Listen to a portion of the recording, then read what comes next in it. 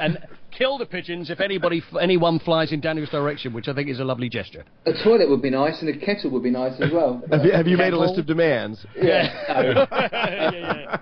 Listen, from the plans that I've seen, and no attention to detail has been spared, right? It's absolutely going to be first class. That I'm absolutely confident about. You know, Paul's been to the training ground. I've been lucky enough to go there, and literally I've had a tour all the way around it, including the first team dressing room.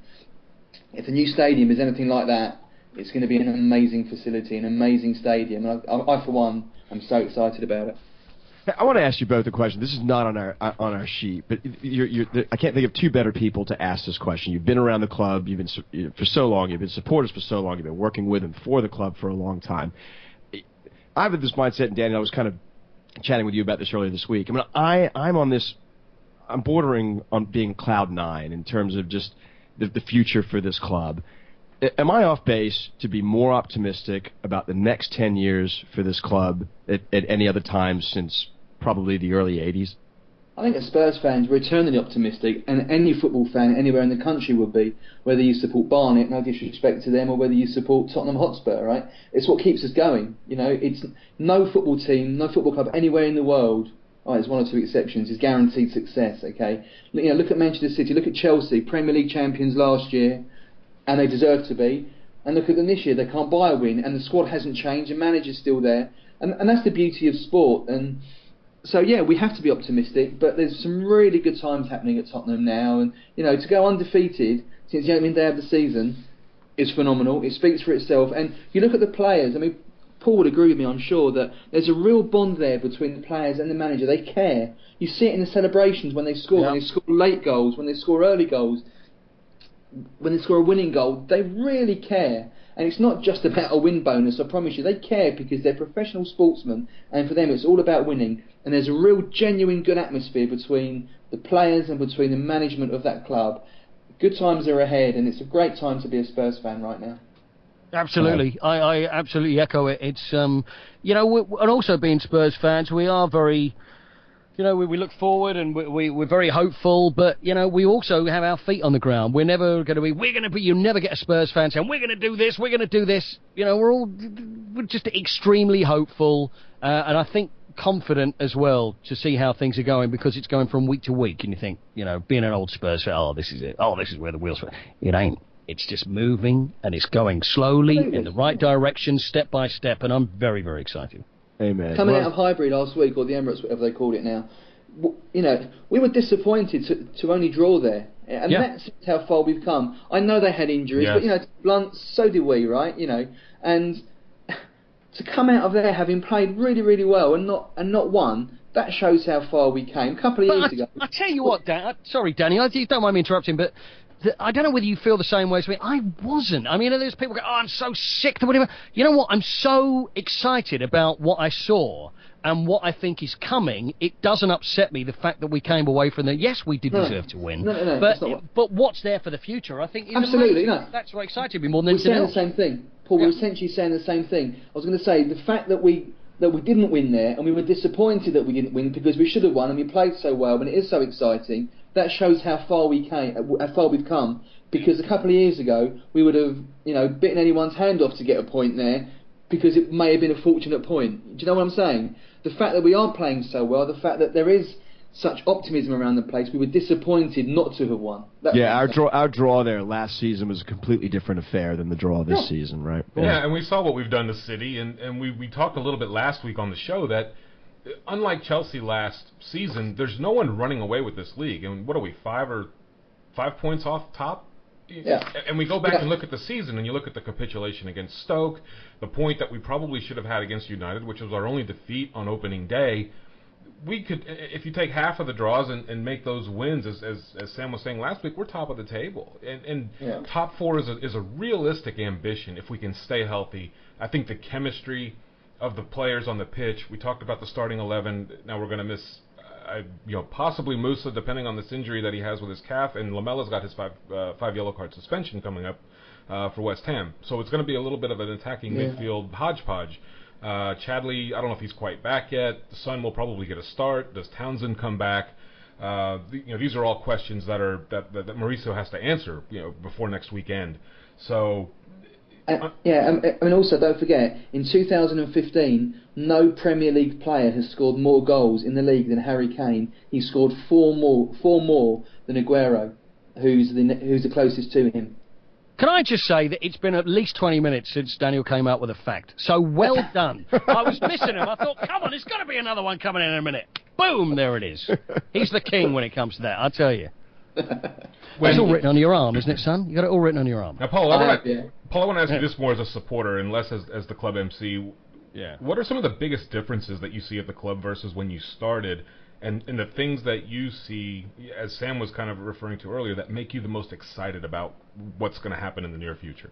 I think we had a lot of average players when I was there. There was sort of like also ran players. I wouldn't even name any names, but you think, oh, is this the guy? Is this in there? It just wasn't. And now when I'm looking at the side, we've got so many good footballers that are playing for Spurs, and these young ones that are coming through as well is so exciting. And homegrown players as well. And that can't give anybody any more pleasure than the fact that they're coming through, especially in these days when there's so much money around. People can buy people left, right and centre, go around the world and buy anybody. The fact that they're kids and they're local and they're coming up through the team is very exciting for the side. And also there's so many great players. Look at Moussa Dembele. I mean, I've been a fan of Moussa's for a long time, but I don't think we'd seen the best of him. And now it's coming. You see this guy with the ball. Can anybody get it off him? I mean, I made a joke with him. He was the other day and he was in an interview and I said, look, when you're in training, honestly, can anybody get the ball off you? And he was going, oh, no, I can't even tell you. But he's just a great man and I think a fantastic footballer. And I'm really, really pleased for him to see him scoring goals and also playing fantastically well. It suits him. And I'm just very excited about the side. The players that are there now, one or two exceptions, but they're not superstars. They're not the Ronaldos, but together. And that goes back to what I said a few minutes ago. They're bonding so well. Yeah. And, look at Dele Alli. I made the comparison in commentary a few weeks ago when Gary Mabbutt joined. He joined from Bristol Rovers. He's joined from MK Dons. And within a couple of months, by the October, he made his England debut. And now Eric Dyer made his debut last night as well in his first season playing in midfield. I know he was here last year, and already he's made over 50 appearances for the club. These guys are contributing, and talking of facts, he came on last night. He became the 75th Spurs player to be capped by England. No club has contributed more England caps than Tottenham Hotspur now. I was just about to say that. You've stolen my anorak. Oh yes, so was I. Yeah. Me too. But Eric Dyer, what a guy. He's coming from Portugal. He moved to Portugal as a kid. He had that spell at Everton and all that kind of stuff. But it's like having a new player in midfield this season, isn't he? He's phenomenal. Oh, brilliant. Honestly, it's a stroke of genius putting him there, and it's just working so well. And another one, hard working. No, it's no bullshit. It's not Flash Harry. He's just a good footballer, solid kid. And it's just such an exciting time. And we've kind of talked about the fact that who his grandfather was Ted Croker. Yes. Yeah, what a line that is. In fact, Daniel, before he was all that well known, if you remember when you came on last year, you shared that information with us, and it's funny. I hear it all the time from media outlets now, sharing who his family is. And I don't know whether you guys knew this. He comes from a very athletic, very sporting family. He's got a brother, I think, that plays college golf. He's got two brothers that play collegiate sports in the U.S. One's at the University of Miami and one's at Florida State. One plays golf, one plays tennis. I mean, so something that's worth downloading. Raj Bennett at Men in Blazers did a 15-minute interview with him, and Raj is an Evertonian, he's an Everton fan, and I guess Dyer spent a little bit of time there, and it's a great interview. It just really gives you great insight as to how mature this kid is. And his approach to the game, as Paul said, is just unbelievably businesslike. It's terrific. And the fact he's 21 or whatever he is, he's acting as mentor and big brother to Dele Alli, who's 19. I mean, it's brilliant. Yeah. It's brilliant. The thing I have trouble with now is when I'm doing the interviews and doing Man of the Match, and it's got to the point over the past few years, whereas I'm still seeing these as my heroes, and now I'm thinking I'm old enough to be your dad, and I'm not struggling with that. And now I'm thinking, you know what? I'm older than the manager now, and that I'm struggling with as well. And then the chairman can't be far off. You know, for goodness sake, I'm feeling like the old guy now, and I really don't like that. Next thing you know, you're going to be older than the tea lady, Paul. Yeah, you know what? Well, actually, I'm careful. Yeah. When ABB joined, he was the first manager that I was older than. I was really depressed about it. Yeah, well, he got rid of him, didn't they? That's why. You see, it's because of that. It was the age thing. That's what it was. Yeah, fellas, this is a perfect opportunity to talk about the growth of Spurs as brand Tottenham. And I just want to get your opinion. This is my last question before I need to make a dash for the airport. In the US, and I think both you guys know, NBC Sports does a fantastic job of the coverage. We get every game live, which I know irks a lot of people in the UK. And we're obviously very appreciative of the fact that the exposure of the Premier League is awesome. So one of our good friends at eSpurs on Twitter always puts media stats up after the weekend games. Spurs are averaging 475,000 US viewers through match day 12. That's up 35% over last season. We're shattering numbers versus last year. And we've played similar big fixtures. We've played Arsenal, we've played City, we've played United already. So very similar comparisons. Again, we're not a team of superstars, as we've just discussed. We've got a lot of upcoming talent. We're obviously on this very nice unbeaten streak. So the brand presence over here is growing. Obviously, the phenomenon of Harry Kane in 2015, as you alluded to, helps. But we don't have these megastars that some of the other big clubs have. But there's this affinity with the club. Are you seeing similar things in the UK? And can you kind of explain why that's happening over here? You can see the brand grow, yeah, and it's something that which the club works really hard at. Not only growing the brand, it sounds so commercialised, I hate that, but growing Tottenham's name in the UK and in London and in the local community, but also globally. I mean, what I do, the show that I primarily work for at Tottenham is the international programme block, and that goes to, 40, 50 countries every single week. It's a 3-hour show called Spurs TV, which has the weekend game in its entirety, an hour edit of the midweek game, and sort of magazine features from around the club, and that's going out globally. And you see it on my Twitter feed, people reaching out from Indonesia, from literally all four corners, from Australia, from New Zealand, from the States, from all four corners of the globe now, and that's great to see, and that's a credit to Tottenham. For example, I was stalking someone on Facebook yesterday, I shouldn't really say that had been talking to me about something else and didn't even know they liked football that much, and I wanted to see a bit more about them. Went onto their Facebook page, and they're there with their kid. I didn't even know they like football. And the kid, who's like 3 years old, is wearing a Spurs shirt.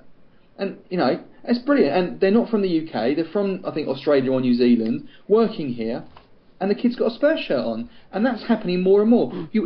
Paul would agree with me. We both live sort of northeast London on the Essex borders. And there's more and more people now wearing Spurs shirts you see every single day of the week in the local high streets than we ever used to see. And that has to be a good thing.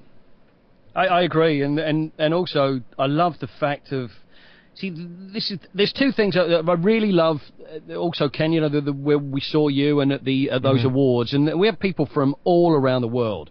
And that is one of my favourite events, if not favourite event that I do for Spurs every year. When we have the Supporters Awards, people come from miles all around the globe, all to come in. And it's without sounding coy, it really is humbling. Where Absolutely. I think that we go in, down the road, it's our club, we've always gone there. And then you think the people who are around the world that are watching this from so far away, and that's another thing I talk to players about, and they're aware of that, and they feel the same way.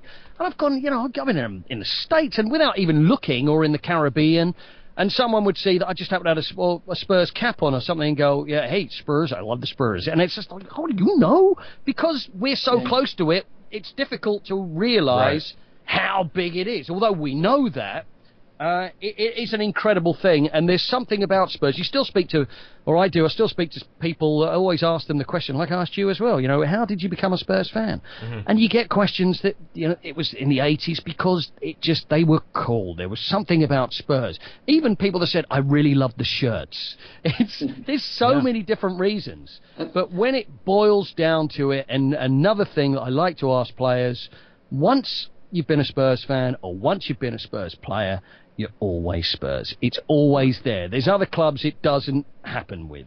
And there's something special about it. I can't put my finger on it, but it got me from, when I was a kid, and it'll always be with me. And my son's now the same. There's something special about this football club, and there always will be. Every now and again. There you go. There you go.